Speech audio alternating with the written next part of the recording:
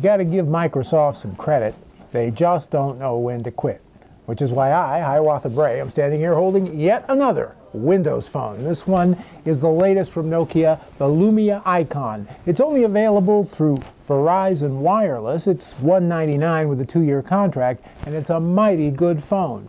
It's kind of depressing to keep saying that over and over about Windows phones. A mighty good phone. It's like consumers don't seem to care, but they should. By now, even the most skeptical among you have gotten a good look at the wonderful Windows Phone interface, which I personally think is the most useful and efficient of all smartphone user interfaces. It lets you see instantly whether important stuff is happening, up-to-date calendar information, whether you've gotten any new emails, all kinds of interesting stuff right there on the phone. In addition, Nokia has built a lot of interesting hardware into this device. The camera looks about the same as you'll find on most smartphones, but it's actually a 20 megapixel camera. And as you'd expect with that high a resolution, it takes really good pictures. More important, it takes pictures where you can use the zoom, or you can blow them up after taking them and still have very, very sharp images. We've come to take smartphone maps for granted. But Nokia has actually figured out some pretty interesting improvements on the idea, because Nokia owns its own mapping firm. And one of the things they've done with that is they allow you to download maps of entire countries onto the phone. Over 90 countries are available, including the United States. What difference does that make? Say you're using an Android phone with Google Maps, but you're out of range of your cell phone coverage. You're driving through a remote part of the country. You've lost your navigational ability.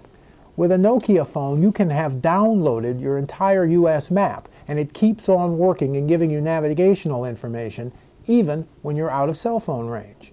Another cool feature called Mix Radio means that if you own a Nokia phone, you get free streaming music. You can't pick and choose exactly what songs you want to hear. They pick them for you. But you can choose from different types, from hip-hop to classical, and you can listen free of charge. Another one of my favorite features is a system called Beemer that makes it very easy for you to show to other people whatever happens to be on the screen of your phone. Say you want to share a PowerPoint presentation.